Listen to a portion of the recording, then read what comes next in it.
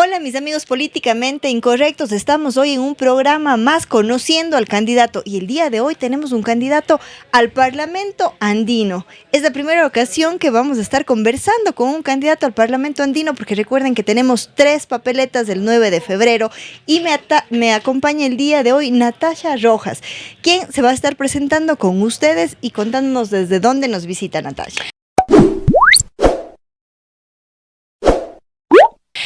Bueno, Carmen, qué gusto compartir contigo este espacio, con los amigos, con las amigas que nos miran a través de las redes sociales. Bueno, soy Natasha Rojas, tengo 49 años, madre, jefa de hogar, soy maestra universitaria, vengo desde la capital de los ecuatorianos, desde la ciudad de Quito, desde el sur de la ciudad de Quito, y para mí es un gusto visitar esta provincia y esta ciudad. Yo digo, cuando uno sale en Cuenca en la mañana, salí a visitar medios de comunicación y todo, de verdad que es lindísima, una ciudad lindísima, su arquitectura, pero por sobre todo también su gente, la solidaridad, la amabilidad, la cortesía y el amor que encuentras de los cuencanos y de las cuencanas con la ciudad. Es una cosa lindísima y que creo que esto se debe reproducir en los distintos sitios de nuestro país. Así es, esa pertenencia de los cuencanos es única. Natasha, una pregunta. ¿Viniste en avión o por carro? Bueno, esta vez vine en avión, en vuelo, porque me desocupé ayer tipo 6 de la tarde en una reunión sumamente importante que teníamos en la ciudad de Quito. Estábamos analizando el tema del libre ingreso y la ampliación de cupos de los jóvenes a las universidades ecuatorianas y entonces tuve que venirme en vuelo, pero también he venido en carro porque es un aspecto importantísimo para poder conocer en mejores condiciones el territorio. Justo así esta pregunta, porque el Austro ha sido una de las zonas más olvidadas de todos los gobiernos. No voy a decir de uno, de dos, de tres, de todos los gobiernos. El Austro, yo siempre digo, ¿no? Ha sido el patio trasero del gobierno de turno. Y lamentablemente muchos de los candidatos que nos visitan de fuera no conocen esa realidad. Pero yo me alegro que tú hayas estado por esas vías en ocasiones anteriores. Créeme que no te pierdes de nada y nada ha cambiado. Tú llegas hasta donde se acaba el Chimborazo y de ahí para acá es otro mundo. Yo digo la República abandonada del Austro. Y sí, es muy triste porque además Azuay como provincia tiene una contribución muy importante en impuestos al Estado ecuatoriano y lo que le entregan posteriormente es muy limitado. Es más, no solamente eso, imagínate, la vialidad es un tema súper fuerte. La vía Cuenca que va hacia Guayaquil está totalmente destruida, la vialidad en general. Y por otro lado, no solamente eso, sino que incluso la sede de una de las empresas tan importantes como es Select, simple y llanamente se la llevaron nuevamente a la ciudad de Quito. Y yo creo que ahí viene una discusión súper interesante que tiene que ver con la descentralización. ¿Cómo entender la descentralización en el Ecuador? Es clarísimo, el artículo número 1 de nuestra Constitución establece que somos un Estado unitario, pero que tenemos un sistema descentralizado. Y el entender la descentralización es comprender la existencia, por un lado, del gobierno nacional, pero por otro lado, los gobiernos autónomos descentralizados, consejos provinciales, municipios, juntas parroquiales rurales. Y entonces también allí te encuentras con varios problemas, las funciones, las competencias, la falta de transferencia de recursos oportunos a tiempo, pese a que la propia Constitución también lo establece. El segundo elemento, la vialidad que tú señalabas, o sea, realmente totalmente destruida. Y digamos, temas que en general ya se presentan en el país, que tienen que ver con la seguridad, con el tema de educación, con el tema de salud, que también son cosas complejas que se presentan en Cuenca y en todo el país. Así es, decimos Cuenca aporta muchísimo, es la tercera provincia, el Azuay, perdón, en aportar al erario nacional, pero no recibimos en ese mismo orden. Somos quienes más aportamos al sistema eléctrico interconectado de este país con las represas que hay acá y tampoco tenemos ninguna retribución, ni siquiera hay buenas carreteras para conocer, para que las autoridades puedan conocer las represas. Y por último, Cuenca tiene las mejores universidades, no solamente del Ecuador, sino de Latinoamérica y del mundo. Es decir, Cuenca podría ser una potencia universitaria y hablamos de esto porque tú me contaste que eras profesora, entonces acá está la Universidad de la Azuay que es reconocida, la Universidad Católica que ha emergido también y que hoy se posiciona dentro de las mejores, ni hablar de la Politécnica Salesiana y de la Universidad de Cuenca dentro de las mejores. Por supuesto, hay dos ciudades desde mi punto de vista académicas, tanto la ciudad de Cuenca como también la ciudad de Quito, y tú lo que encuentras lamentablemente por parte del gobierno nacional, y me duele como ciudadana, me duele como maestra universitaria, recortes al presupuesto permanente de las universidades, lo que provoca que no existan recursos necesarios para el mejoramiento de la infraestructura, para la contratación de docentes, para destinar recursos para investigación, entre otros elementos. Solo a la Universidad Central del Ecuador en este último periodo le quitaron 15 millones del presupuesto, y esto tiene una incidencia sumamente grande en el proceso educativo en nuestro país. Yo parto de un criterio: la educación es la base fundamental para el desarrollo. Un Estado, un país que invierte en educación está invirtiendo en el desarrollo. Y bueno, varios investigadores en el ámbito de la educación, el propio Paulo Freire tenía una frase que me parece súper interesante: la educación no cambia el mundo, cambia a las personas para que cambien al mundo.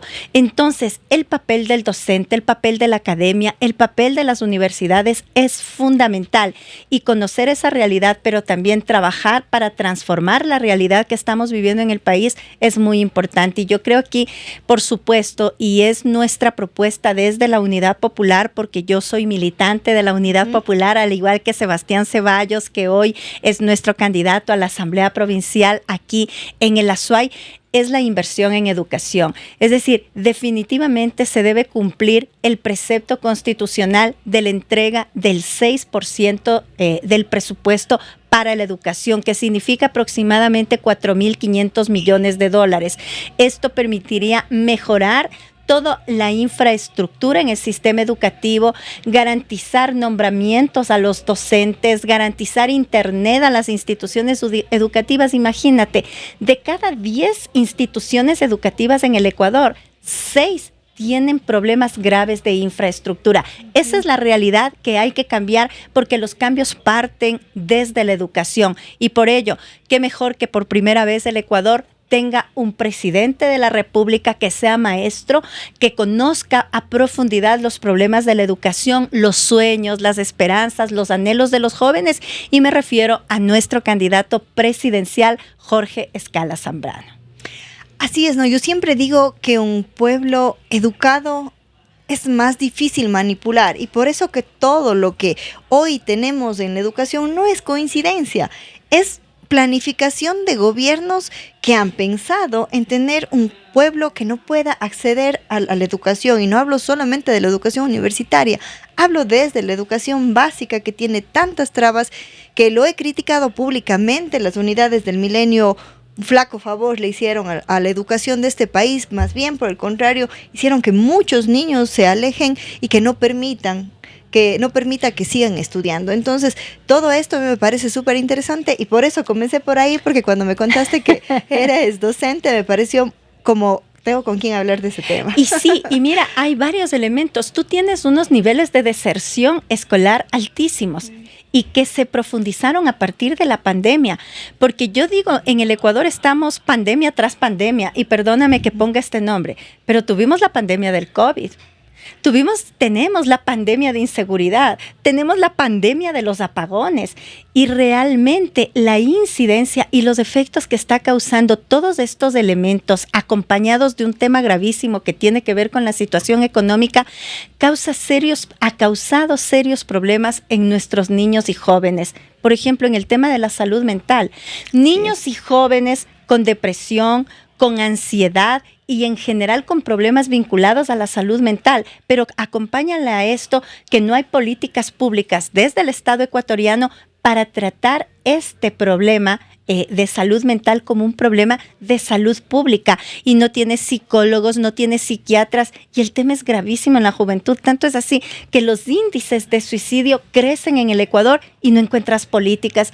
Entonces yo sí creo que se requiere una gran minga por el Ecuador, una gran minga para recuperar este país, para construir un país con justicia, con equidad, con libertad.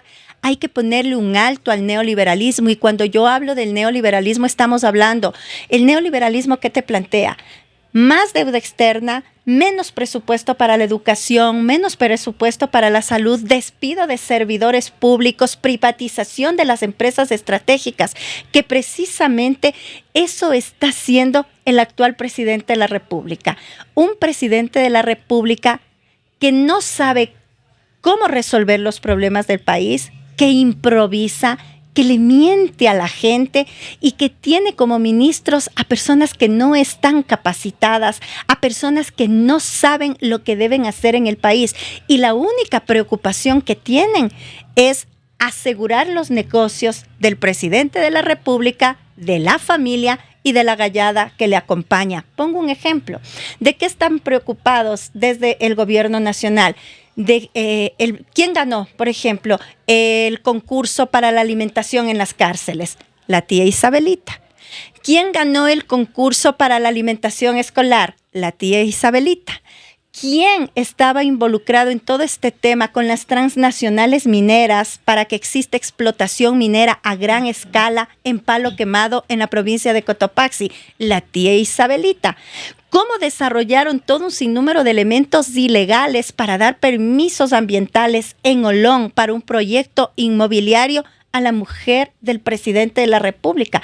Es decir, mira cuáles son las prioridades. Y cierro con una última prioridad. El presidente de la República prefirió pagar la deuda externa que invertir $400 millones en la recuperación del sistema termoeléctrico en el Ecuador. Yo estoy de acuerdo. A ver, ¿es culpa del presidente de la República que no haya luz? No. Digamos, no es culpa que no llueva. Perdón, es culpa del presidente de la República, sí es culpa del presidente de la República que no llueva. Hasta ahí no es culpa, pero todo el resto. Pero el resto de elementos, por supuesto, es responsable el presidente de la República de no haber tomado medidas que le dijeron los técnicos en el mes de enero que debía haber un mantenimiento de sistema termoeléctrico en el país, que no se requiere de agua. Se cruzó de brazos, no hizo nada, le quitó $400 millones a la empresa encargada del mantenimiento. ¿Para qué? Para pagar la deuda externa. Ese es el presidente que tenemos, un presidente de la República que nos incrementó el IVA del 12 al 15%. ¿Para qué? Para la seguridad. No, para pagar la deuda externa. Entonces, esa realidad debemos cambiar. Y te olvidaste de dos temas más. Cuando condonó los intereses y las multas del SRI, ¿quiénes fueron las principales empresas que se beneficiaron? Fueron justamente las empresas del presidente. Y yo siempre les digo, no, aquí no estamos en contra de nadie, pero sí tenemos que decir las cosas como son. Yo quiero que le vaya bien al presidente, porque si le va bien a él, nos va bien a todos. Pero no voy a aplaudir como una foca cada cosa que hace si la está haciendo mal. Pero por supuesto, yo felicito tu actitud porque eso es importantísimo. Un periodismo crítico, un periodismo que analice lo que está pasando, un periodismo que investigue. Eso es fundamental en democracia, es trascendental en estados democráticos, este elemento del periodismo ecuatoriano. Y por supuesto, queremos que se resuelvan los problemas del país. Cuando tú te referías al perdón y olvido de las multas, les perdonaron a los grandes empresarios $2.400 millones. A la familia del presidente de la República, $93 millones. Mientras que a los ecuatorianos y a las ecuatorianas nos incrementaron el IVA del 12 al 15%, que iba a recuperar el Estado ecuatoriano supuestamente $1.000 millones. Pero más fue lo que les perdonaron a los grandes empresarios. Entonces allí está. Y muchos me dirán, ¿y de dónde van a salir los recursos para resolver los problemas del país? Y nosotros varias propuestas, entre las principales. Uno, hemos planteado la necesidad de la declaratoria de la moratoria del pago de la deuda externa. No decimos que no se pague. Moratoria por 2 años. Llegar a un acuerdo con los acreedores de la deuda para a partir de los 2 años pagar estos rubros. ¿Eso qué te va a permitir? Tener aproximadamente $20.000 millones para invertir en la reactivación del aparato productivo, invertir en el campo, en educación, en salud, en obra pública, en infraestructura y, por supuesto, en políticas sociales para los sectores más vulnerables. Producto de la crisis económica, los más afectados nuestros hijos, los más afectados la niñez, la juventud y las mujeres. Entonces, esta realidad es la que debemos cambiar. Es que con los índices de desnutrición que tenemos actualmente en el país y sobre todo en la Sierra Centro, ¿cómo les pedimos a nuestros chicos que puedan ir a estudiar? Cuando tú tienes niños con desnutrición, no es un tema muy simple. Son niños que no tienen capacidad de captar lo que le está enseñando el maestro. Son niños que se quedan dormidos en el aula, niños que tienen anemia, niños que tienen pereza, niños que realmente el Estado ecuatoriano les está matando de manera muy silenciosa, pero es lo que está haciendo. Entonces, por ejemplo, aquí, el tema de la alimentación escolar es fundamental y es una de las propuestas que tenemos, un proceso real con la Secretaría Nacional para erradicar la desnutrición infantil, el trabajar con recursos y en alianzas estratégicas con los gobiernos autónomos descentralizados para promover, como plantea la propia ley también, el desarrollo local con elementos de la localidad que permita a nuestros campesinos, a nuestros indígenas vender esos productos al Estado ecuatoriano y que no sea la tía del presidente de la República la que se beneficia. Entonces, hay tantos elementos que requieres trabajar. Pero además, cuando hablas de la desnutrición infantil, nosotros planteamos la atención a las madres en estado de gestación. ¿Por qué razón? Porque la desnutrición empieza desde el momento que la madre se queda embarazada. Si es una madre que tiene desnutrición, por supuesto, el niño va a nacer en condiciones de desnutrición. Entonces, son políticas integrales que desde el gobierno nacional se requiere trabajar. Qué duro es dar clases a un niño con desnutrición. Tú puedes pararte de cabeza que un niño con desnutrición no tiene las mismas condiciones de aprendizaje. Y eso es lo que muchos de los gobernantes no han podido ver, no han podido sentir, no han podido palpar. Y nosotros estamos haciendo un checklist con nuestros amigos políticamente incorrectos de lo que debe cumplir el candidato. Y lo hemos dicho acá, no podemos seguir eligiendo a personas que estén tan distantes del pueblo. Esa distancia que hay ahorita entre el pueblo y los gobernantes ha hecho que se dé esta desconexión de las verdaderas necesidades que tiene el ecuatoriano, porque ellos están en una burbuja en donde nunca les ha faltado nada y jamás han podido tocar la necesidad del otro. Entonces, ¿para quién gobierna? Solamente para los que más tienen. Por supuesto, mira, María Hinojosa, que es dueño en un emprendimiento en Quito, que me dijo, Natasha, mi emprendimiento quebró. Hice un crédito en el banco, debo. Perdí lo que tengo. En la casa comercial me quitaron lo que había comprado, una refrigeradora, porque no he pagado, porque nunca pierden ellos, sino el que pierde es el pueblo. Tienes personas que han sido despedidas de sus trabajos. Tienes negocios que están a punto de quebrar también, unos que ya han quebrado, otros que están quebrando. Esa es la realidad del Ecuador. Niños jóvenes que no pueden hacer sus deberes por los apagones. Las mujeres, depende del horario que te cortan la luz, tienes que levantarte a las 4 de la mañana, poner, si tienes lavadora, la ropa en la lavadora para poder avanzar, porque a las 6 de la mañana ya te quitan la luz. No puedes llegar a revisar las tareas. Si tenías cocina de inducción, ya no puedes utilizar la cocina de inducción, tienes que buscar otro mecanismo. Eso es lo que pasa. La diferencia, señor Daniel Noboa, es que usted tiene planta eléctrica, es que usted tiene toda la vida resuelta, mientras que nosotros, el pueblo ecuatoriano, nos debatimos del día a día. Porque una cosa, el pueblo ecuatoriano, el día que no trabaja, no come, y esa es la realidad. Y esa es la diferencia también, ¿no? Y digamos que de alguna forma quienes estamos en la sierra somos beneficiadas por la naturaleza, porque tuve la oportunidad de estar 3 días en Guayaquil y realmente los productos no duran en la refrigeradora porque se va la luz, se calientan, no duran los lácteos, no duran las carnes, las frutas tampoco. Realmente la pérdida de las personas de la costa es muchísimo más alta que de las personas de acá de la sierra. Entonces, ahora siempre me dicen mis amigos, ya dijeron, ya hablaron tanto del problema, vamos a ver qué es lo que plantean, cuál es la solución frente a todo esto, que lo hemos ido metiendo pastillitas en todo lo que hemos estado conversando. Sin embargo, ahora Natasha está candidata para el Parlamento andino. De alguna forma una dignidad que los ecuatorianos no conocen, y esto se ve reflejado en la cantidad de votos nulos y blancos que hay en el Parlamento andino. Si tenemos una cantidad normal en asambleístas, en el binomio presidencial, las 4 papeletas, no, el binomio presidencial, asambleístas provinciales, asambleístas nacionales, el Parlamento andino le duplica prácticamente a esos votos nulos y blancos, porque la gente no sabe para qué están aquellos representantes que estamos eligiendo. Y este 9 de febrero vamos a tener una papeleta para parlamentarios andinos. Antes de comentarme por qué, para qué, cómo y todo lo demás de tu propuesta, yo quisiera que les expliques a las personas que nos están viendo qué hace un parlamentario andino. Aquí, como dirían, ¿para qué sirven? El Parlamento andino es una especie de asamblea nacional, pero de una parte de la región andina, específicamente de la comunidad andina.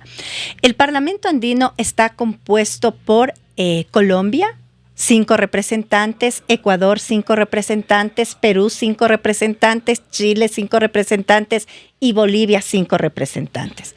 Tiene como finalidad armonizar la legislación en los países que forman parte del Parlamento andino desde el ámbito legislativo, y desde el ámbito de la fiscalización también jugar ese papel para todos los elementos y aspectos que forman parte del sistema andino de integración en la comunidad andina, es decir, el proceso de fiscalización.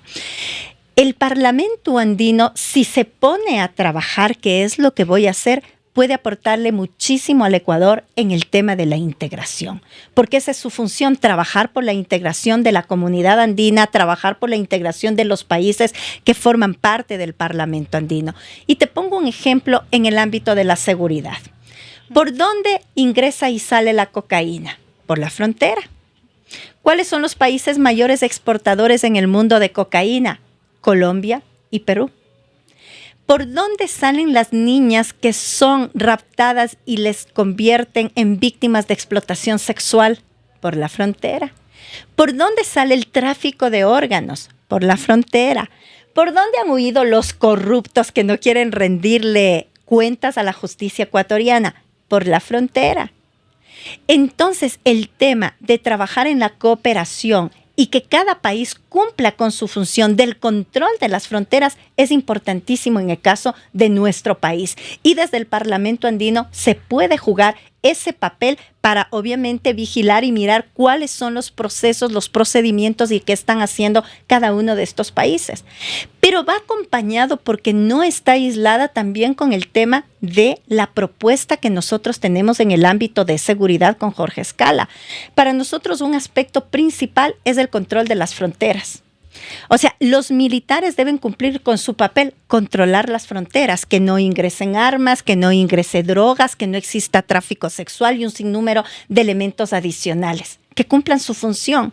No lo digo yo, lo dijo el excomandante general de la policía, que tienen determinados 58 puntos en la frontera norte por donde son los pasos ilegales. La pregunta es, ¿por qué no han controlado? ¿Qué han hecho? ¿Qué han hecho? Con Jorge Escala vamos a controlar esos sectores. 2, necesitas una depuración de la cúpula de las Fuerzas Armadas, de la Policía Nacional, de la Justicia, de la Fiscalía, porque hay una intromisión del narcotráfico y del crimen organizado. 3, es importantísimo establecer los mecanismos y los recursos necesarios para perfeccionar los sistemas de inteligencia. No se puede seguir jugando al gato y al ratón. Haces el operativo. Voy a poner un ejemplo de la ciudad de Quito. Hacen un operativo en el Comité del Pueblo. La delincuencia se va a la lucha de los pobres. Vas a la lucha de los pobres, se van a la ferroviaria. Estás en la calle principal, se van a la calle secundaria. No, es un tema de inteligencia que se requiere. Pero principalmente y fundamentalmente es el tema de trabajar en lo que significa la inversión en los temas de carácter social, la generación de fuentes de empleo, la inversión en educación para que no tengas ninis, jóvenes y chicos que ni estudian ni trabajan. Necesitas invertir en políticas públicas de recuperación de personas que han caído en problemas de salud pública, la drogadicción, el alcoholismo. Entonces son varios elementos desde el punto de vista social que requieres trabajar. Tú tienes en este momento cárceles hacinadas pero también tienes un elemento. ¿Cuáles son las víctimas de todo este conflicto? Son los jóvenes principalmente. Los que son captados para el crimen organizado porque no tienen oportunidades y son captados inmediatamente para el crimen organizado, y duele mirar lo que está pasando en el país. Entonces, el tema de la seguridad, lo que podemos hacer desde el Parlamento andino y lo que nos planteamos hacer desde el gobierno con nuestro compañero Jorge Escala y desde la Asamblea Nacional para reformar determinados elementos de carácter legal que son importantísimos, con Sebastián Ceballos, con Andrés Quispe, que son nuestros candidatos a la Asamblea, tanto en la provincia de Azuay como a nivel nacional, es importantísimo. Tiene que ser entendido el Estado desde la participación de distintas aristas, lo que se hace desde el Estado, lo que se hace desde la organización social, de la ciudadanía, pero también desde lo que se hace y cómo se contribuye desde la empresa privada y cómo se articula las medidas con los distintos niveles de gobierno. ¿Qué funciones cumple el gobierno nacional? Tiene por constitución que garantizarnos la seguridad, pero los municipios tienen que garantizarnos la recuperación del espacio público. Tienen que garantizarnos elementos que tienen relación con estos aspectos importantísimos. Tú hablaste de algo muy importante que me hace recordar a lo que está pasando en estos días, ¿no? El presidente Noboa, con sus medidas bastante populistas y tratando de no caer quizá en la intención de voto, en estos días habló de retirar la condición de población prioritaria a las personas privadas de libertad. ¿Qué opina Natasha? Y si tienen una opinión como movimiento político, lista 2, ¿qué opinan ustedes? Yo creo que hay que dejar de lado todo el tema de populismo penal que en distintos momentos se ha aplicado en el caso de nuestro país. Hay que revisar, las cárceles están hacinadas. Las mismas penas reciben los grandes narcotraficantes como personas que han tenido problemas de salud pública y que son consumidores de sustancias estupefacientes. Son aspectos que hay que revisar. Las reformas tienen que ir mucho más allá, incluso una verdadera reforma integral del sistema penitenciario en el caso del país. Las cárceles no pueden seguir siendo verdaderas maestrías en el perfeccionamiento del crimen, sino realmente tener procesos de rehabilitación adecuados de aquellos sectores que es posible, porque hay otros sectores que no los puedes rehabilitar, pero es necesario trabajar en estos elementos. Pero lo principal, y yo vuelvo a insistir, es la inversión social. ¿Quieres menos delincuencia? ¿Quieres menos presos, personas privadas de la libertad? Es fundamental la inversión social, es trascendental la inversión social en el caso del Ecuador. De acuerdo, me queda clarísimo. Ahora sí, Natasha, un poco... quisiera saber por qué esa decisión. No nos has contado aún y quizás este sea el espacio, la oportunidad, la pregunta. ¿Cuáles han sido tus luchas? ¿Qué ha hecho Natasha en lo público, en lo privado? ¿En dónde se ha movido? ¿Su trayectoria en lo profesional? Siempre he sido docente. No sé, cuéntanos un poquito de eso que nos permita entender por qué y para qué dar este salto. Bueno, yo digo, lo más lindo que me ha pasado en la vida es ser mamá. Creo que es algo lindísimo. Soy mamá de un hijo maravilloso y creo que esa es la parte más importante. Yo me incorporé a las organizaciones sociales, a los temas de solidaridad, de trabajo en el barrio, de trabajo en el colegio, muy chiquita. No deporte porque sigo siendo chiquita, me refiero de edad. Yo empecé a los 14 años, tengo 49 años. Empecé trabajando en mingas en mi barrio, en organización de campeonatos deportivos en mi barrio, con mis amigas del barrio, con las vecinas. Y poco a poco me fui incorporando en el colegio. Yo estudié en el sur de Quito, en un colegio bastante popular, que es el Colegio Consejo Provincial de Pichincha.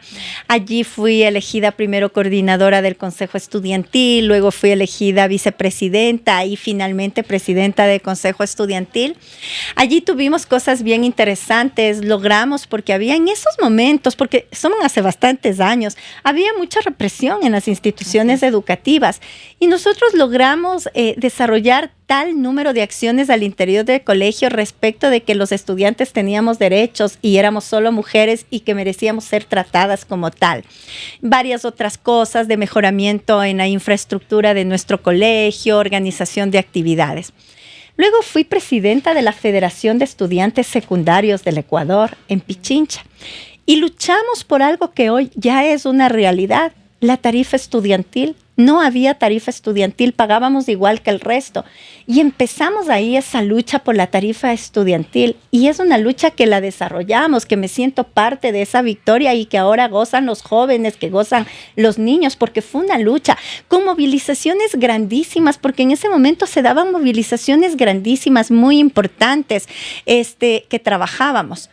Luego fui a la universidad, fui presidenta de la Asociación Femenina Universitaria. Ahí es cuando yo me empiezo a involucrar al tema de la defensa de los derechos de las mujeres. Los temas del acoso, los temas de violencia, los temas de maltrato, un sinnúmero de elementos. Fue una experiencia súper interesante que tuvimos, no como ahora, porque era mucho más limitada la lucha, existía menos, yo digo, comprensión de la importancia de esta lucha, pero es ahí cuando logro hacer esto.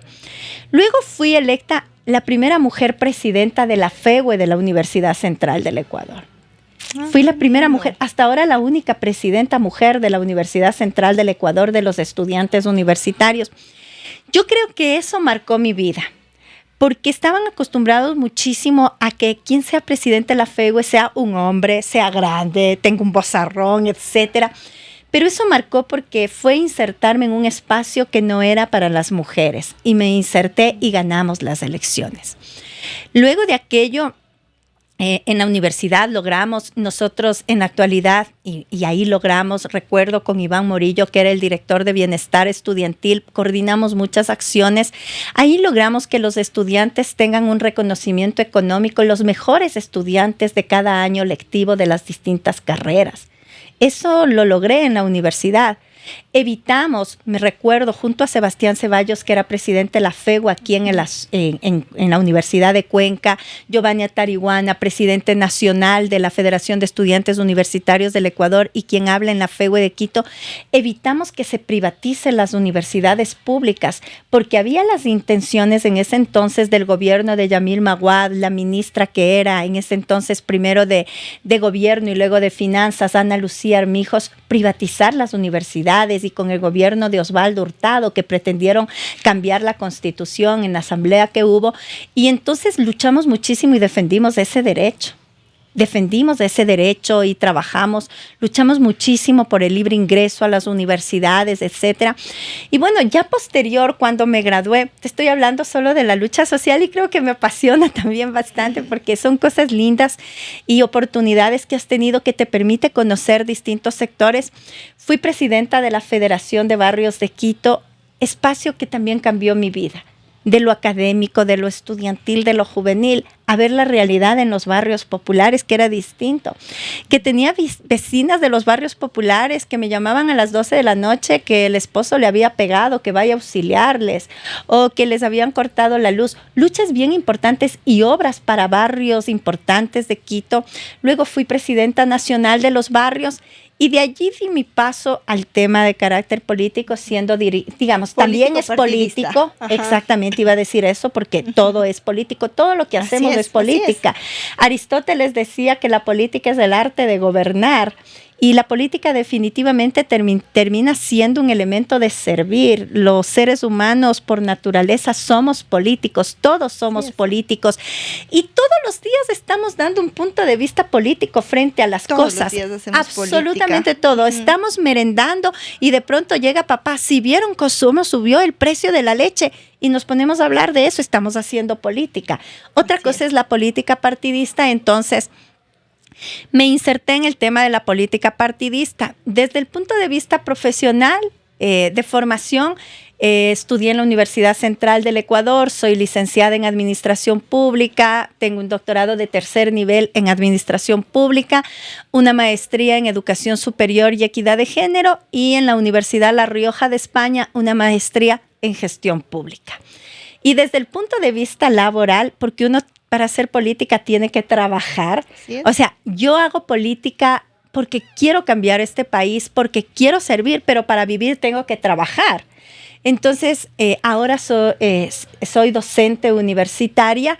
Digamos que soy a contrato, te cuento, yo soy docente universitaria a contrato, me tocó renunciar para ser candidata porque así es la ley. Los funcionarios públicos de contrato tenemos que renunciar para ser candidatos. Imagínate lo que significa una decisión de esta magnitud, pero yo creo que es posible cambiar. Quiero servir a este país, quiero contribuir a cambiar este país y tomé esa decisión. Y fui asesora en el municipio de Quito hace muchos años, asesora en la Asamblea Nacional, fui asesora en la Asociación de Municipalidades Ecuatorianas, fui técnica de proyectos en el Programa Mundial de Alimentos, que en ese entonces coordinaba con el Ministerio, por supuesto, de Bienestar Social en esos momentos, y bueno, también en el ámbito laboral, pero por sobre todo, y lo más importante, yo soy una mujer del pueblo. Soy una mujer del pueblo que cuando tengo que reírme, me río a carcajadas. Que cuando tengo que llorar, lloro. Que cuando tengo que ser fuerte, soy fuerte como todas las mujeres que somos tigresas para defender a nuestros hijos, para defender a nuestra familia. Y eso se expresa en mi lucha. Y que soy una mujer, en definitiva, del pueblo, una mujer como todas las mujeres que ríe, que llora, que ha tenido alegrías, que ha sufrido, porque esos somos los seres humanos. O sea, los políticos no son ese extraterrestre que está a un lado, que no le pasa lo que le pasa al resto de la gente. No, también somos seres humanos, también sentimos lo que hay que sentir. Ahora, que no todos los políticos somos iguales, por supuesto que sí. La diferencia es de dónde vienes. Y la diferencia es qué has hecho y qué te propones hacer por el país. Y yo me propongo por el país servir. Y las personas que me conocen saben que cuando yo digo algo lo cumplo. Que para mí, y siempre les enseño a mis estudiantes, la palabra tiene un valor muy importante. El valor de la palabra es trascendental. Hay que cumplir lo que se dice. Hay que ser coherentes entre lo que se dice y lo que se hace. Y creo que esos son uno de los aspectos que me caracterizan. Dentro del tema de género también, las mujeres cuando estamos en la política partidista tenemos un mayor número de cosas por las cuales nos atacan, ¿no? Pero vamos a hablar de los ataques comunes que tienen todos los políticos cuando están en una papeleta. A todo lo que se exponen realmente es difícil porque de pronto una publicación y se llena de hate, de odio, y lo que nunca falta es... ya ella quiere robar también, ¿no? Eso es lo que nunca falta. Otro más que viene a robar, otro más que viene a mentir. ¿Cómo afronta Natasha Roja esas cosas? Es que le han mentido tanto al pueblo, le han engañado, le han robado la plata, que es obvio, confunde a todos. Y ponen el mismo saco a todos. Uh-huh. Yo, ¿cómo enfrento con lo que soy? Yo camino sola en las calles, yo me voy sola a los barrios en la ciudad de Quito, yo me voy sola a los mercados. Y la gente que me conoce sabe cómo soy. Lo que tengo ha sido producto de mi trabajo, ha sido producto de mi esfuerzo, ha sido producto de la constancia, del ejemplo de mis padres. Y creo que nos pasa eso a todas las mujeres. Pero es más fuerte ser mujer que ser hombre cuando estás en la política.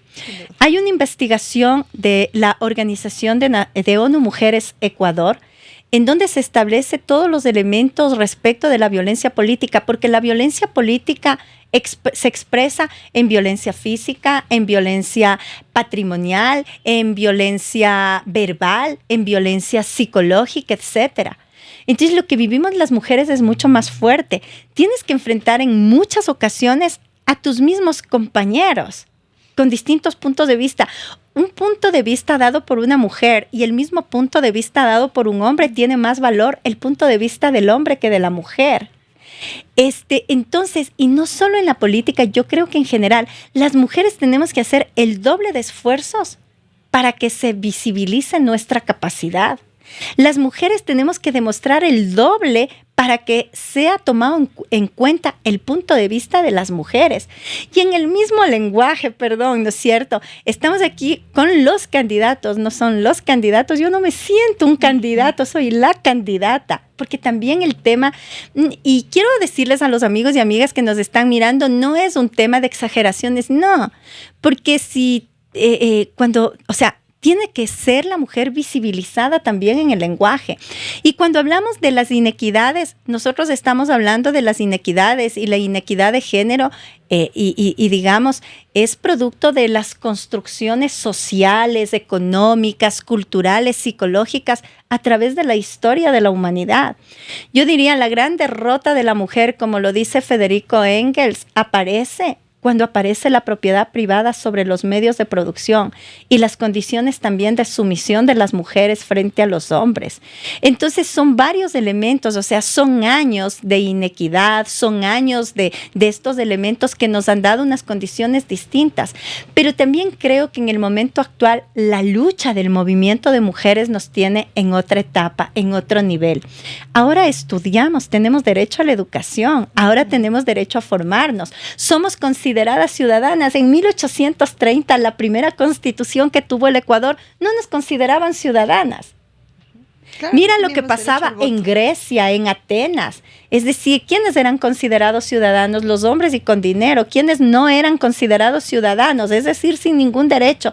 Las mujeres y los esclavos. O sea, esa es la realidad que tú has enfrentado. Entonces, son construcciones sociales a través de la historia de la humanidad. Y el machismo no solo nos afecta a las mujeres, también les afecta a los hombres. Un hombre no puede llorar. Así es, y por eso es que el mayor índice de suicidio no se da en las mujeres, se da en los hombres. Y en los hombres jóvenes. Por esta represión de la sociedad. En los hombres jóvenes es súper grave el tema de la, como tú señalas, de la represión. Pero es un tema muy lindo, las luchas de las mujeres. Mirar hoy a chicas de 10 años, de 12 años, de 15 años, que salen a las marchas por la defensa de los derechos de las mujeres. Me encanta mirar, me siento representada y salgo también. Yo soy defensora del aborto. Para las mujeres, creo que las mujeres tenemos derecho a la autonomía sobre nuestro cuerpo. Entonces mirar hoy esas luchas y mirar lo que está pasando es complejo, porque el tema de los femicidios es brutal en el Ecuador, cómo han ido creciendo. Y tú tienes un hijo, sí. Varón. Y qué difícil que es para las madres de hijos varones parcializarse. Por eso yo estoy siempre en la mitad. Y eso no significa que sea tibia. Tengo claro las diferencias entre un hombre y una mujer. Y el tema de los roles puedo entender también, porque físicamente no somos iguales, pero en algo que yo siempre me manifiesto y me mantengo firme es que en la capacidad no es cuestión de género. Por supuesto, desde el punto de vista físico no somos iguales, tenemos características. Yo partiría desde nuestros órganos sexuales reproductivos, no es igual un hombre que una mujer, pero todos los elementos adicionales tenemos las mismas condiciones, las mismas capacidades. Entonces, sí, y creo que a los hombres, y yo he trabajado muchísimo con mi hijo en la formación en nuevas masculinidades solidarias, masculinidades de respeto, masculinidades en esta línea de respeto a las mujeres, de participación. Por ejemplo, muchas veces la primera clase que yo siempre les doy a mis estudiantes, les digo, para conocernos, yo me presento, les digo quién soy, de dónde vengo, etcétera, etcétera, porque das el ejemplo y luego les pregunto a ellos. Y de pronto les digo, a ver, levanten la mano las chicas o los chicos que sus mamás no trabajan. Y me levantan el 30%, el 40% del curso. Les digo, oh, qué lindo, sus mamás no trabajan, entonces no hacen nada, pasan acostadas, se van al spa, etcétera. No, profe, mi mamá se levanta a las 5 de la mañana a hacer el desayuno. Y luego lava los platos, y luego arregla la casa, y luego se va a hacer las compras, y luego hace el almuerzo, y luego nos sirve el almuerzo, y luego lava los platos, y luego arregla la cocina, y luego plancha la ropa, y luego arregla otra vez la casa, y luego hace la merienda, y luego nos sirve la merienda, y luego se pone a planchar, y luego se va a dormir. ¿Qué días? De lunes a domingo. Ah, entonces no hacen nada, no trabajan. Entonces son elementos también de reflexión, porque mira, esto le pasa a la mujer ama de casa y la mujer que trabaja es mucho más fuerte. Es el doble. No sé si en tu caso, pero en el mío sí, ¿no es cierto? Y creo que en tu caso también, porque nos levantamos a las 5 de la mañana a dejar adelantando cosas en la casa, hacer cosas en la casa, también a caminar, a hacer algo de deporte, obviamente, yo lo hago, pero a dejar avanzando algunos elementos. Y luego vas a trabajar, y luego la actividad de carácter social, la actividad de carácter político, tú la comunicación, y luego regresas a hacer algo más en la casa, y luego a leer un poquito, y luego a dormir. Tengo la ventaja que mi hijo está ya grande, pero cuando era chiquito era tenaz. Entonces, esa es la vida de nosotras las mujeres. Esa es la realidad de las mujeres. Y te cuento algo que me pasaba el día de hoy. Veníamos en el carro y la lavadora en mi casa se dañó.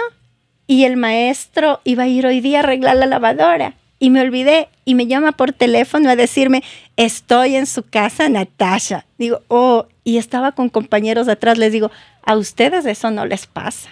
Porque nosotras estamos en esto, estamos en esta actividad, estamos haciendo estas cosas de carácter social, de carácter político, pero también tenemos que estar resolviendo los temas de la casa. Te estoy contando lo que me pasó hoy día y supongo que a ti también te pasa, que de pronto ya te mandan un mensaje, pasó esto, pasó lo otro, y tienes que hacerte 8 para poder resolver las cosas.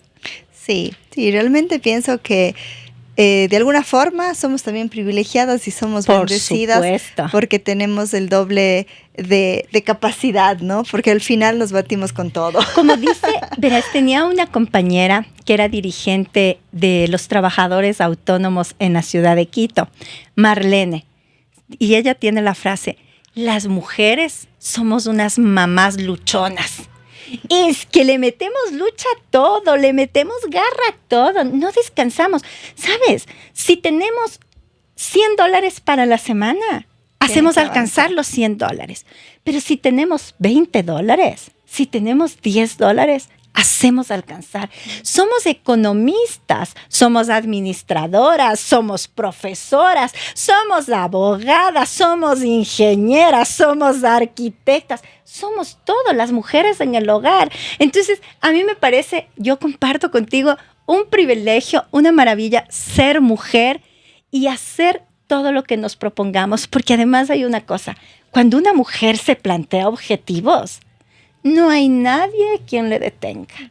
O sea, sigue hasta alcanzar los objetivos. Completamente, sí. Lo lindo de esto es cuando podemos realizarlo de la mano del hombre, ¿no? Y por eso digo yo, igual, por supuesto. Al tener a mis 2 hijos varones, y yo veo y noto que en esa generación y en ese mundo en los que ellos se desenvuelven, no sé si es porque ven en casa el ejemplo de mamá y papá, en donde no hay mayor diferencia de roles, depende quién tiene más trabajo, se encarga del resto de cosas que quedan, ¿no?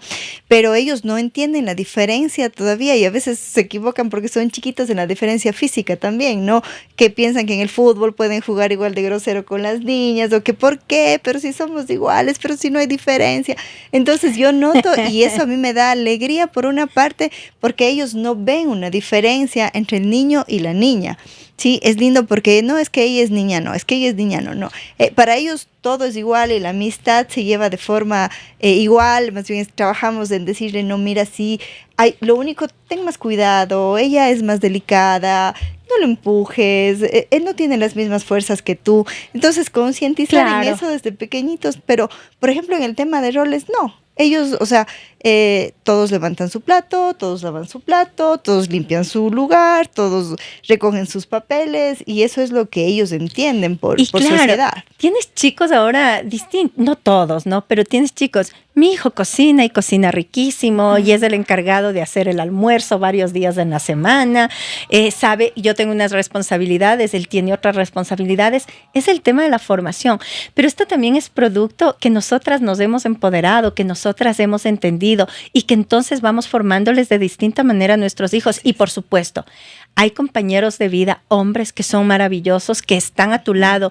Y no es el tema de que nos ayudan, no, sino que es la corresponsabilidad. ¿Cómo son corresponsables con el hogar? ¿Cómo comparten actividades con el hogar? ¿Cómo desarrollan cosas con el hogar? Y es, por supuesto, así. Mira, hace muchos años, ni tantos, hace 20 años, aunque pegue, aunque mate, marido es. Claro, así es. Esa realidad ha cambiado porque ahora se entiende, son derechos humanos, son derechos de las mujeres, merecemos respeto, consideración, no a la violencia. Entonces la sociedad ha cambiado, pero ha cambiado producto de la lucha de las mujeres, producto del desarrollo del movimiento de las mujeres en el Ecuador, en América Latina, pero también en el mundo. La realidad de las mujeres en 1980 no es la realidad que la tienes en el 2024, es distinta. Sí, Hasta desde el punto de vista de participación política, ¿qué te dice la ley? Y que ese es un elemento de reivindicación producto de la lucha de las mujeres.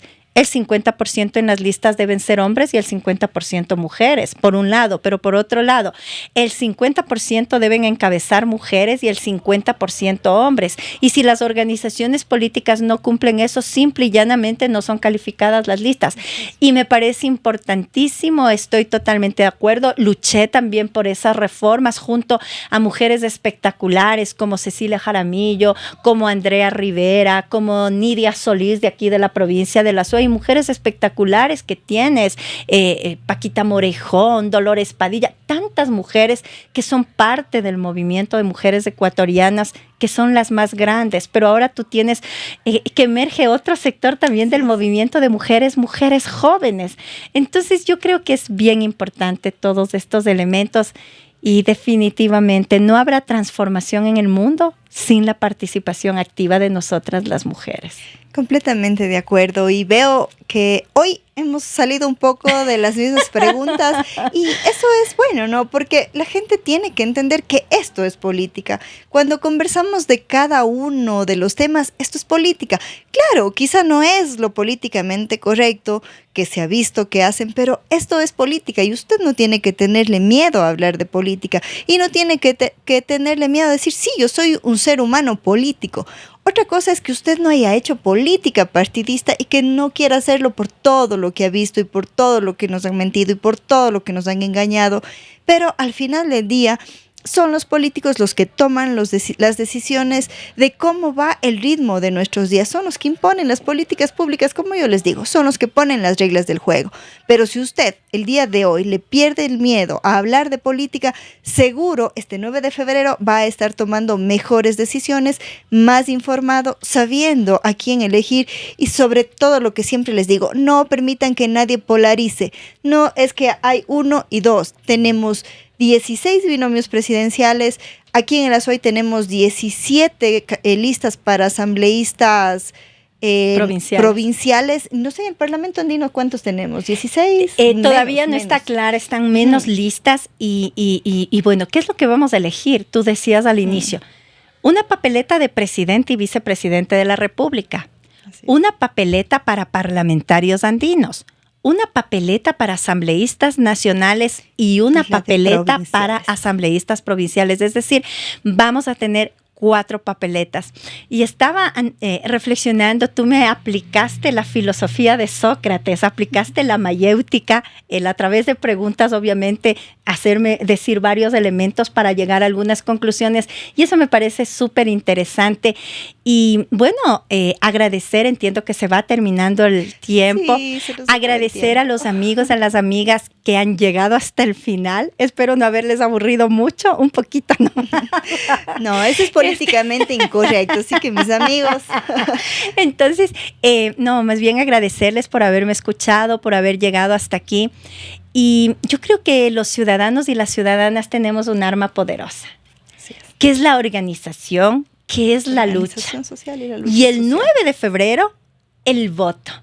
Y solo reflexionar algo. Nadie nos ha regalado ningún derecho.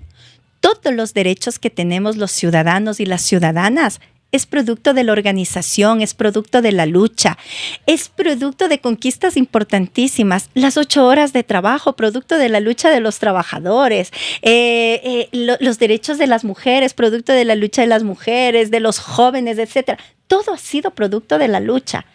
Y obviamente nuestro compromiso, y quiero hablar en primera persona, mi compromiso, trabajar por la integración de la comunidad andina. trabajar por la integración económica, trabajar por la integración de los pueblos, trabajar porque se respeten los derechos de la naturaleza, los derechos de los trabajadores, los derechos de las mujeres. Hay que trabajar por un tema súper fuerte que tiene que ver con el cambio climático. Y yo creo que definitivamente hay que decirle no a la explotación minera a gran escala que contamina los ríos, que mata la biodiversidad y contribuye significativamente al calentamiento global. Entonces, hay temas de profundidad, creo que es un espacio lindísimo, me encantó poder compartir contigo, conocerte, y creo que estos temas también son parte de la vida, como tú dices, política. Así es, y al final del día los cuencanos también ya le dijimos no a la minería metálica en nuestras zonas de recarga hídrica, entonces siempre debemos estar organizados para poder hacer que esa voluntad, que esa decisión que tomamos como cuencanos se haga respetar. Y bueno, nada más mis amigos políticamente incorrectos, nos vemos en un domingo más. Recuerden conectarse a las redes de la 961, la Suprema Estación, la Carita Feliz, la mejor de Cuenca.